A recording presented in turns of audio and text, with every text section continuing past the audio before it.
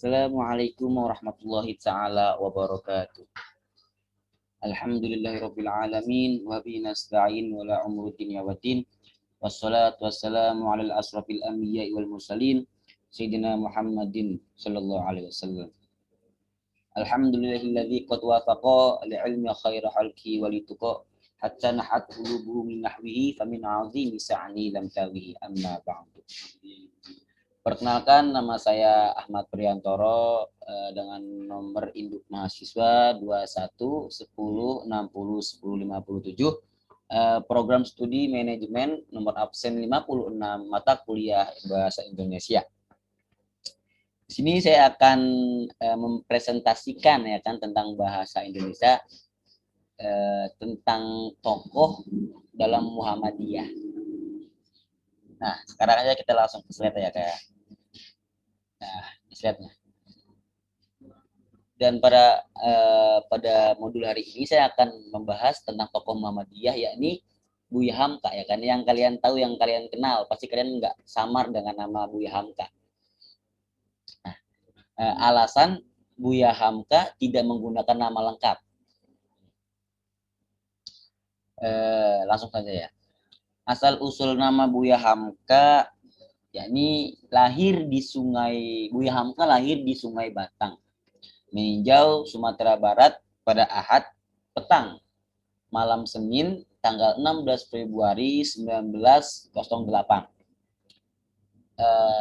Hamka diberi nama Abdul Malik.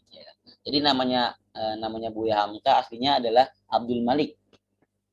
Sedangkan ayahnya yang merupakan seorang ulama besar ya kan, yang bernama Dr. Haji Abdul Karim Amrullah, memberikan nama Abdul Malik kepada Buya Hamka anaknya untuk mengenang anak dari gurunya ulama besar asal Nusantara ya kan, yaitu Syekh Ahmad Khatib Al-Minangkawabi di Mekah yang bernama Abdul Malik pula. Jadi namanya Buya Hamka aslinya adalah Abdul Malik ya kan. Bapaknya adalah Abdul Karim Amrullah ya kan. Karena bapaknya ingin memberikan nama gurunya, anaknya gurunya, mungkin namakan adalah suatu cerminan ya kan. Kita lanjut. Nah, menurut Muhammad Damani dalam tasawuf positif, dalam pemikiran Hamka nih tahun 2000, penamaan Abdul Malik juga dimaksud sebagai doa kan kepada Hamka ya. Bener kan? Saya bilang tadi kan kenapa? Karena nama adalah doa. Jadi kalau kita menamakan suatu anak, suatu siapapun, itu adalah doa kita ya kan. Doa apa gitu, doa apa gitu. Ya, sedangkan Buya Hamka ini bapaknya mengambil nama yaitu anak dari gurunya di Mekah. Nama Abdul Malik disempurnakan dengan penyematan nama ayahnya, yakni Karim Amrullah di bagian belakang, sehingga Hamka memiliki nama lengkap yakni Abdul Malik Karim Amrullah. Nah, jadi Abdul Malik namanya, Karim Amrullah nama bokapnya, nama ayahnya kan. Jadi kalau digabung Abdul Malik Karim Amrullah. Lanjut. Ini perubahan nama menjadi Hamka. Perubahan nama Abdul Malik Karim Amrullah menjadi Hamka mula-mulanya terjadi setelah dirinya menunaikan ibadah haji di Mekah pada tahun 1972.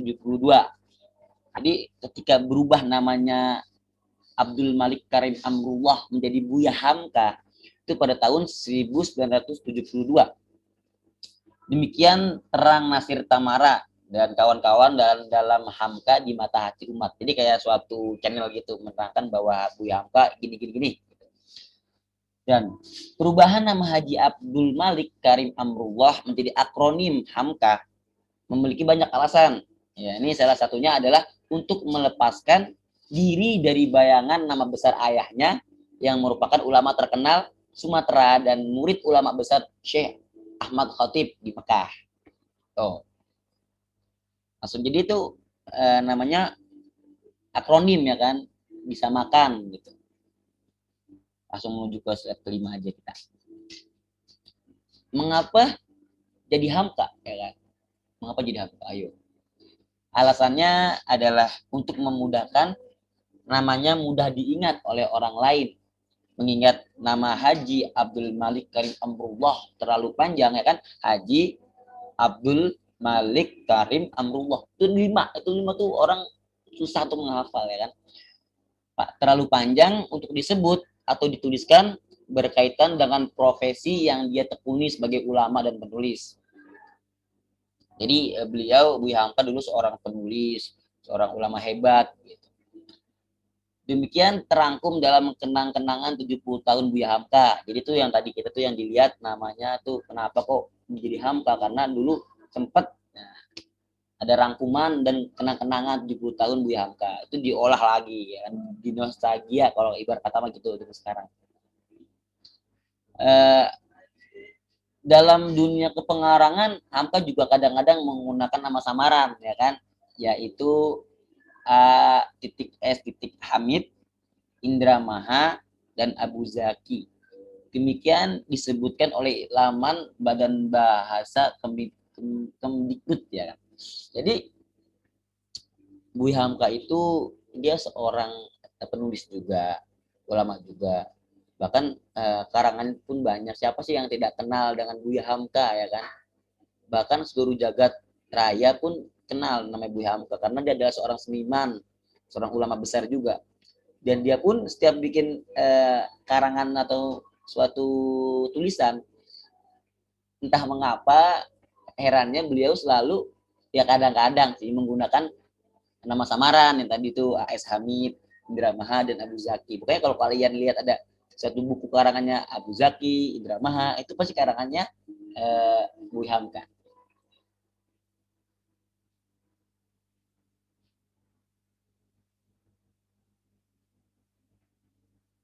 Oh. Sebagai seorang yang berpikiran maju, Hamka produktif dalam menyampaikan ide-ide cermelang ya kan, melalui ceramah, pidato, dan berbagai macam karya dalam bentuk tulisan. Hingga dirinya wafat pada 24 Juli 1981. Hamka telah mencetak 85 karya tulis. Jadi beliau sebelum menulis, beliau sebelum apa namanya, sebelum meninggal ya kan, sebelum wafat, beliau telah membuat karya tulisan sebanyak 85 karya tulis. Bayangin, itu karya tulis banyak ya, buku itu tebel-tebel. Bukan orang biasa yang bisa nulis kayak gitu. Akan tetapi eh, karya Hamka masih dinilai sebagai masih banyak yang belum terkumpul, misalnya artikel-artikel di berbagai surat kabar. Jadi aslinya banyak, berhubung nggak terkumpul aja, yang kehitung cuma 85. Dan putra Hamka yang bernama Rusyi menyebutkan bahwa seluruh karya Buya Hamka sebanyak 118 jilid tulisan yang telah dibukukan, namun masih ada yang belum terkumpul dan dibukukan.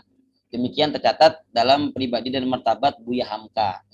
Tuh, jadi anaknya sendiri pun pernah menghitung ya kan, menyebutkan bahwa Buya Hamka mempunyai tulisan buku sebanyak 118 jilid ya. Jilid itu kayak part-part gitu, jadi kayak banyak bukunya, nggak bukan hanya 85, tapi yang terkenal Buya Hamka hanya mempunyai 85. Siapa sih yang nggak kenal Buya Hamka kan? Buya Hamka adalah orang yang ulama ya, seniman, ulama hebat. Bahkan kalian pasti nggak samar ya kan, masih kalian nggak samar dengan kata-kata beliau seperti ini. Kalau hanya bekerja, hewan di hutan juga bekerja. Kalau hanya berpikir, eh, kera di hutan juga berpikir ya. Kalau hanya makan, kera di hutan juga makan. Jadi kenapa? Jadi itu maksudnya kita untuk selalu bekerja ya kan, bekerja dengan sesungguhnya. Jangan cuma bekerja, jangan cuma asal-asalan. Gitu. Nih, kalau kita nggak percaya, kita buka. Kita cari kata-katanya Bu Hamka ya kan. Coba kita cari Bu Hamka. Uh,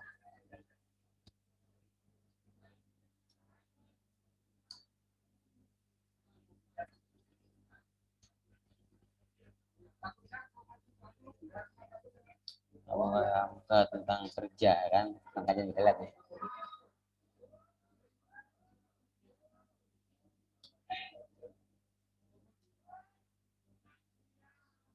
Tuh kan, nih tadi saya salah guys. Jadi kalau hidup sekedar hidup, babi di hutan juga hidup. Kalau bekerja sekedar bekerja, karena juga bekerja. Gitu. Jadi kayak untuk menyindir kita untuk selalu menjadi yang terbaik gitu loh.